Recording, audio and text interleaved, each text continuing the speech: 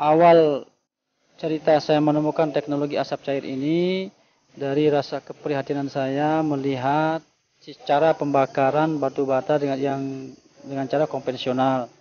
Batu bata dibakar menggunakan sekam dalam ruangan terbuka sehingga menimbulkan polusi udara. Di desa Pringgajurang ini terdapat lebih dari 200 gudang bata dengan kapasitas pembakaran sekitar 10.000 biji per sekali bakar.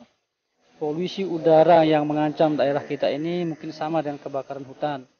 Itu sekitar 2.100 ton sekam yang terbakar setiap bulan. Berawal dari saya telah menempuh pasca sarjana di UGM, kemudian melihat bagaimana cara mendapatkan asap cair dari tempurung kelapa.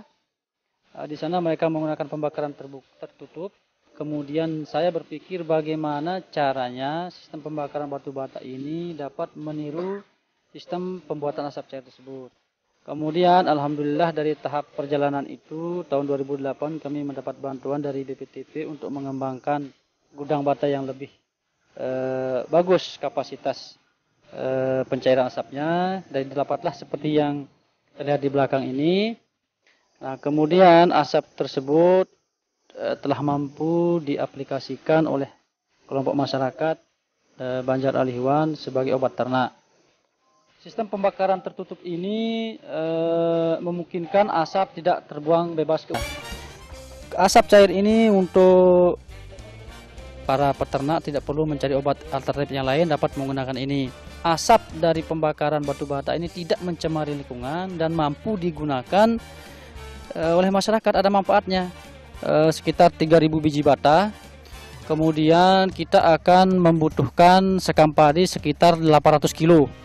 Biasanya pembakaran secara terbuka itu menghasilkan bata dalam waktu 6-7 hari baru matang. Kalau kita menggunakan cara ini 3-4 hari lebih matang. Asap cair yang telah kita peroleh pada tahap penyulingan tadi, kemudian kita kumpulkan dalam bak ini, di mana setiap orang dalam kelompok masyarakat ini bisa mengambilnya untuk keperluannya masing-masing. Kemudian asap tersebut kita suling kembali dengan cara seperti biasa yang digunakan oleh para pembuat asap cair dengan sistem destilasi. Kemudian uapnya kita alirkan ke sini, didinginkan, jadilah seperti asap cair yang bening. Asap cair yang diperoleh dari pembakaran batu bata itu kemudian digunakan sendiri oleh kelompok para peternak sapi sebagai obat kulit pada ternak. Ya, ini contoh menyemprot penyakit kulit pada sapi. Ini kita tahu penyakit ini gatal-gatal yang sering dijumpai pada sapi. Nah, memanfaatkan kotoran ternak supaya tidak mencemari lingkungan, tidak dibuang ke sungai oleh para peternak. Kita coba buatkan unit pembangkit biogas supaya kotoran ternak itu bisa dimanfaatkan sebagai bahan bakar untuk memasak.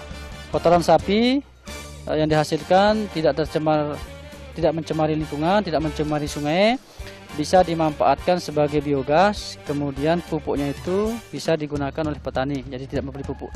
Semua yang ada di sini tidak ada yang terbuang. Kalau saya bandingkan dari hasil kita bakar di luar atau di alam terbuka dengan setelah kita diberikan teknologi untuk di tempat yang agak tutup seperti open itu, ada penghematan ternyata di sana. Kalau kita bakar di luar itu sampai 5-6 hari baru bisa matang batanya. Tapi kalau kita pakai open, alhamdulillah 3 hari juga bisa matang dia. Beberapa karya-karya beliau juga memang sudah dilaksanakan dan sudah diuji cobakan mengolah asap hasil pembakaran batu bata. Bisa asap ini dikendalikan, malahan diolah menjadi obat untuk peternakan. Kenapa saya cenderung melakukan penelitian, melakukan kajian, melakukan pengembangan, melakukan uji penerapan di desa Pringgajurang ini? Karena memang saya berasal dari desa ini, tetapi karena melihat kondisi masyarakat di sekitar saya di desa ini yang sebagian besar adalah buruh tani, tukang, bekerja sebagai peternak. Nah, lalu saya berpikir bagaimana caranya menggunakan teknologi seperti apa yang mampu diserap, mampu digunakan oleh masyarakat di sini. Teknologi tersebut mudah, murah, kemudian mudah digunakan, mudah cara merawatnya, dan bermanfaat bagi masyarakat. Oleh karena itu, saya memilih desa ini karena memang potensi pencemaran sangat tinggi di desa ini.